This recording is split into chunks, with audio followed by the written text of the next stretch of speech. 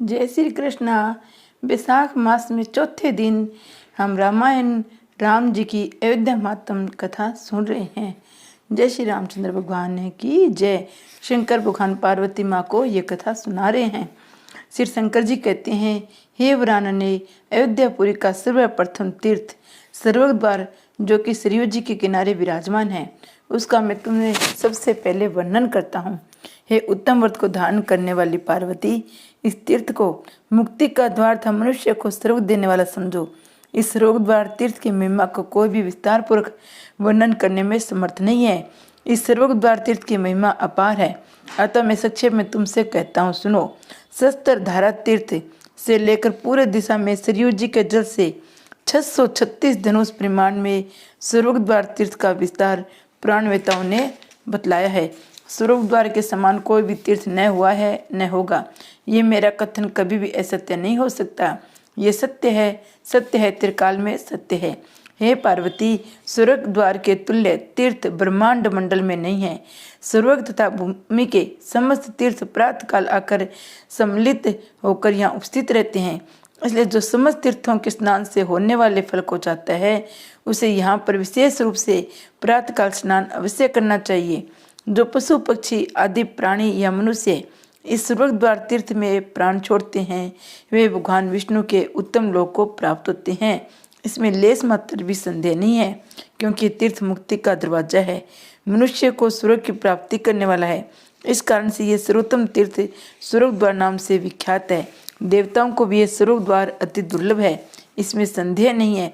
श्रद्धालु मनुष्य जिन जिन वस्तुओं की कामना करता है या स्नान दान तर्पण पिंड दान जब पूजा पाठ करता है, वे इच्छित वस्तुएं उसे मिल जाती है।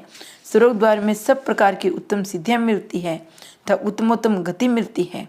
यहाँ पर किया गया जप दान होम यज्ञ आदि पूर्त कर्म तप ध्यान अध्ययन और विद्या दान आदि ये सभी सत्कर्म अक्षय हो जाते हैं। स्वर्ग द्वार तीर्थ में प्रवेश करने मात्र से श्रद्धावान मनुष्य के हजारों जन्मों के कमाए हुए जितने पाप हैं, वे सब के सब नाश हो प्राप्त हो जाते हैं। ब्राह्मण क्षत्रिय वैश्य शूद्र तथा वर्ण संकर मलेच्छ कर्मी रूप जीव आदि दूसरी जितनी भी पतित पाप योनियां हैं, तथा कीट पतंग चिंटी पशु पक्षी आदि जो अन्य योनियां हैं, वे सभी जीव यदि काल के द्वारा स्वर्ग द्वार तीर्थ में मृत्यु को प्राप्त होते हैं, तो हे प्रिय, उन जीवों की गति के विषय में तुम सुनो। स्वर्ग द्वार तीर्थ में शरीर छोड़ने वाले वे जीव कुमुद को नामक गदा को हाथ में धारण कर कमल नेत्र होकर गरुड़ की पताका वाले विमान पर बैठकर भगवान विष्णु के सुंदर दिव्य धाम वैकुंठ के लिए प्रयाग करते हैं। चाहे कामनाहीन हो, चाहे कामना वासना हो, अथवा पशु पक्षियों की योनियों में हो गया वह प्राणी, यदि वह भी स्वर्ग द्वार पर प्राण छोड़ता है तो विष्णु लोक में प्रतिष्ठित होता है। मुनि देवता सिद्ध साध्य ये गौर मरुदगण इन सभी ने स्वर्ग द्वार में रहने की कामना से अपने अपने निवास हेतु यज्ञोपवीत प्रमाण से वहाँ का भूभाग बंटवारा किया था। समस्त देवगण मध्य काल में इस स्वर्ग द्वार तीर्थ में नियमितता उपस्थित हो जाते हैं। इसलिए यहाँ पर उत्कृष्ट श्रद्धा से मध्याह्न के समय भी स्नान करते हैं। जो लोग इस स्वर्ग द्वार तीर्थ में इंद्रियों को जीतकर उपवास करते हैं, जो लोग यहाँ 1 मास तक निराय रहते हैं, वे उत्तम दिव्य लोक को प्राप्त करते हैं। जो लोग स्वर्ग द्वार में सुयोग्य अधिकारी ब्राह्मणों को सत्कार पूर्वक अन्न दान रतन दान भूमि दान गोदान तथा वस्त्र दान करते हैं, वे जन उत्तमोत्तम गति को प्राप्त होते हैं। उस स्वर्ग द्वार तीर्थ में सिद्ध लोग महात्मागण मुनि समूह तथा पितृ लोग भी स्नान आदि सत्कर्म करके स्वर्ग गमन करते हैं। इसलिए तीर्थ स्वर्ग के द्वार सबसे विख्यात है। देवों के देव पापा साक्षात श्री हरि अपने शरीर को 4 रूपों में बनाकर श्री रामचंद्र जी के रूप में भाइयों के साथ इस स्वर्ग द्वार तीर्थ में नित्य निरंतर रमन करते हैं। सनातन चतुर्मुख पिता में ब्रह्मा जी भी ब्रह्मलोक को छोड़कर देवगणों के साथ नित्य इसी स्वर्ग द्वार में रमन करते हैं।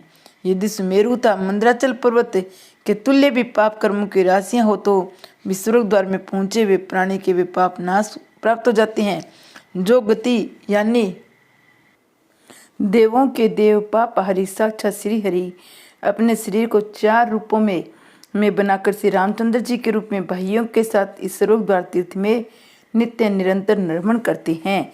सनातन चतुर्मुख पितामह ब्रह्मा जी भी ब्रह्मलोक को छोड़कर देवगणों के साथ नित्य इसी स्वरूप द्वार में रमन करते हैं। यदि सुमेरु था मंदराचल पर्वत के तुल्य भी पाप कर्मों की राशियां हो तो भी स्वरूप द्वार में पहुंचे प्राणों के वे पाप को नाश प्राप्त हो जाती हैं। जो गति ज्ञानी तपस्वियों की होती है तथा जो गति यज्ञ करने वालों की मिलती है वही गति स्वरूप द्वार तीर्थ में शरीर छोड़ने वाले को मिलती है।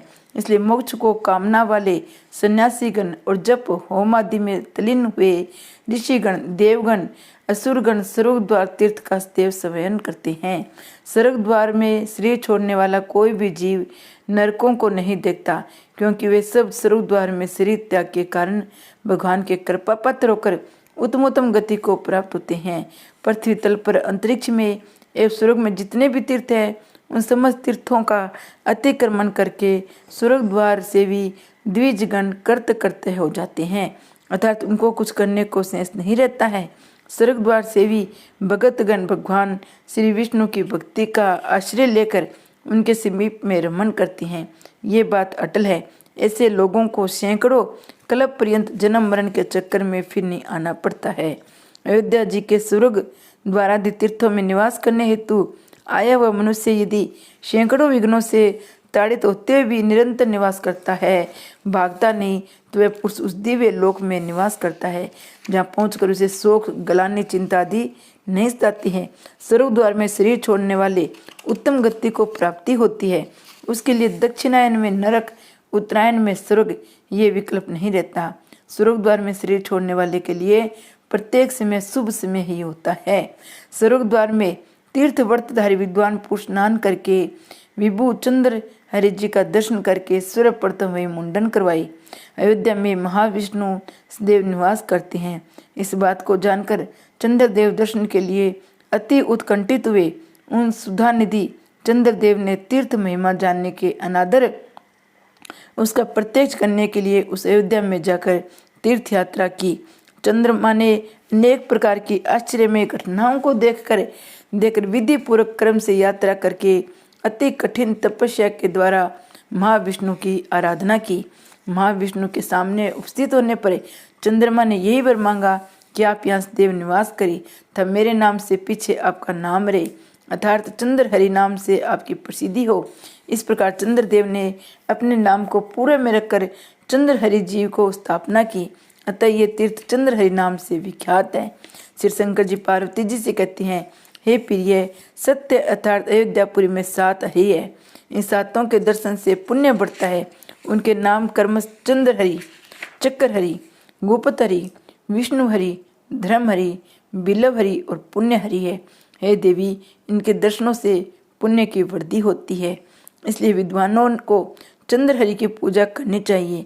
साथ ही ब्राह्मण चंद्रदेव भगवान श्री हरि के भी विधान पूर्वक पूजा करनी चाहिए।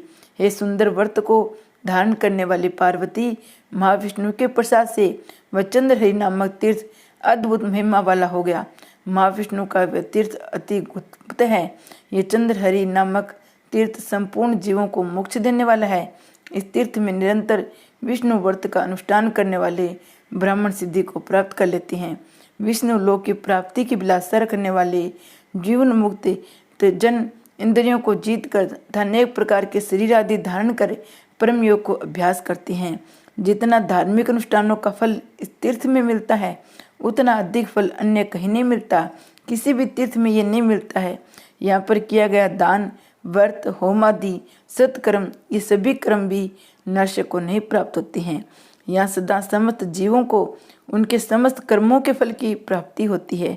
इसलिए इस तीर्थ में अनेक प्रकार के दानों की अवश्य करना चाहिए।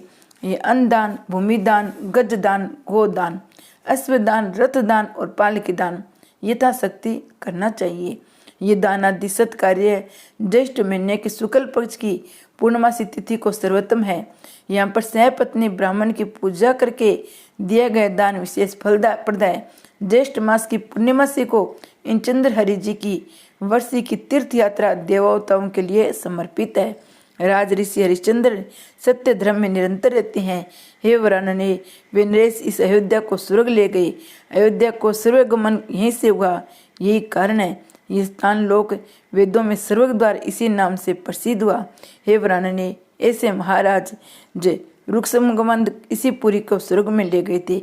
हे महादेवी, उन नरेश ने नारद जी के उपदेश से अपने पूर्ववासियों के साथ भक्ति युक्त एकादशी व्रत किया था। उस पुण्य के प्रभाव से कोमल अयोध्यावासी जन इसी मार्ग से स्वर्ग गए थे। अतः इसे स्वर्ग द्वार ही जानते हैं। मनुष्य को संपूर्ण देवताओं के दर्शन का जो फल मिलता है वह फल इस स्वर्ग द्वार तीर्थ के दर्शन से प्राप्त हो जाता है। यही कारण है कि शास्त्रों पुराणों में इसे परम स्थान कहा गया है। इस प्रकार रुद्र मिलम शंकर पार्वती संवाद अयोध्या खंड में स्वर्ग द्वार और चंद्रहरि जी की महिमा का वर्णन नामक ये अध्याय संपूर्ण हुआ। जय श्री कृष्ण भगवान की जय। जय रामचंद्र भगवान की जय। जय शिव भोले भंडारी की जय हो।